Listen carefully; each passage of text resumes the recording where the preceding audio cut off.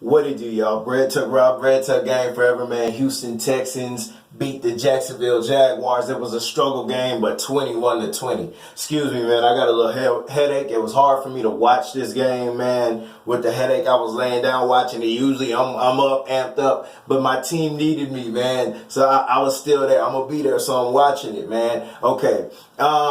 Before we get into anything, before we get into the highlight of the game. But anyway, y'all know what it is, man. Brock Osweiler, same old stagnant offense. It got to a point where I think it was like 11-0, man. My defense was keeping me in the game. Clowney is stepping into his own, man. I think next year when J.J. Watt gets back, these boys are going to be a force to reckon with because Clowney is learning to play on his own. Oh, there's no J.J. Watt. I gotta be my own man. Oh, Whitney Merciless wasn't in today. I gotta be my own man. Clowney had 2 sacks, but they took one away from him, and he had some big plays, man. My defense was consistent.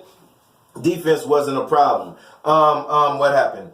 No Jonathan Joseph. No Fedorowicz, and I was like, oh, God, no Fedorowicz. Man, how's Brock Osweiler going to function? Because he can't get the ball to D-Hop. He can't get the ball to my boy Will Fuller. Braxton Miller ain't here. Jalen Strong ain't here. What are we going to do? And if he just runs the ball all day, he gets no rhythm, and we look crazy, and we put up no points on the board. So check this out. Brock Osweiler throws 2 early interceptions. We're not feeling it. The crowd is booing. I'm reflecting on last videos I done put out where it's like, hey, man, you know, if you want Brock Osweiler to win, you got to no huddle. We got to run less, blah, blah, blah, whoop, whoop, whoop. And I'm thinking, man, I done said this, I don't know, for the last, I don't know how many videos, man. Then we all get our prayers answered when the Texans get the ball back sometime in the second quarter. Okay?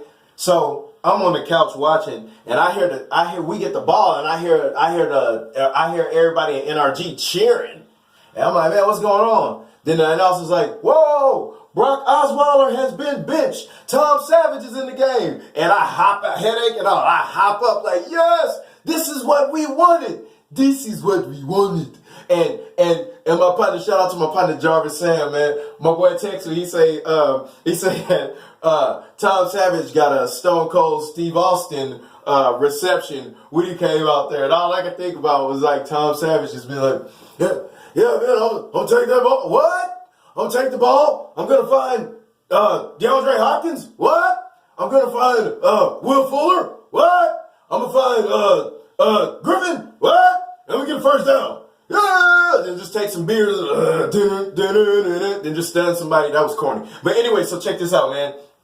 Man, look.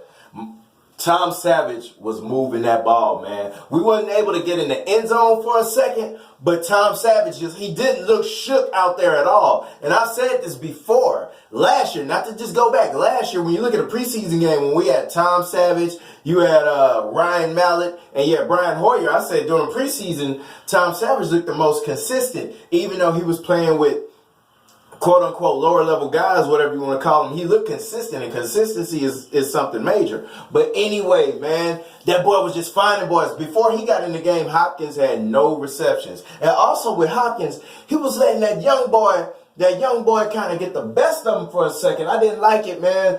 Hopkins had a touchdown that he would usually have, but he didn't have that touchdown. I feel like Hopkins should have had his 5th touchdown today. But anyway, man, when Tom Savage got in there, Hopkins, first down. Hopkins had 7 receptions for 70-something yards? Will Fuller, Griffin, the boy Tom Savage, aka #SavageLife3, that boy was moving that thing down the field, man. And this is what I've been saying. Listen to me, please, people. Brock Osweiler and Tom Savage. Brock Osweiler gave you 13 games and he showed you he ain't the man. Tom Savage can't do no worse. Actually, he has a chance of doing better, which you saw because he's been in this same offense for 3 years, man. We shouldn't have no quarterback controversy. Tom Savage should be the starter from here on out. You messed up, you paid Brock Osweiler, that's just what it is. You got to live with your decisions. But if you want the best chance to win, you have to go with Tom Savage. At the same time, we have to protect Tom Savage because Tom Savage does have a history of getting injured. That's why in the game he had took a hit and he laid there for a second. I was like, oh man, bring in Brandon Whedon. Oh no, Brandon Whedon ain't dress out. We got to put your boy Osweiler back in there. But this thing worked out, man. We won this game 21-20. It was ugly, but we got this win. The Colts won, but we're not worried about them. We just have to keep handling our business. And Tennessee pulled out an upset in Arrowhead Stadium with the Kansas City Chiefs. So all we have to do is remain to rally behind Tom Savage and Saturday go get this win against Cincinnati, man. We have to win. We have to win from here on out, man. That's just what it is. Shout out to Clowney. He stepped it up. And that's what it's about, man. Merciless should be back next game.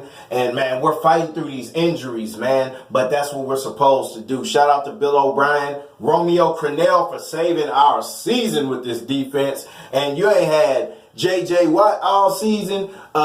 Kevin Johnson gone. Now my boy J. Joe gone. Man, and O.J. Boye been huddling me with penalties lately, man. I need him to get that together. Man, I got this headache. I got to go lay down before I go. But y'all know what it is, man.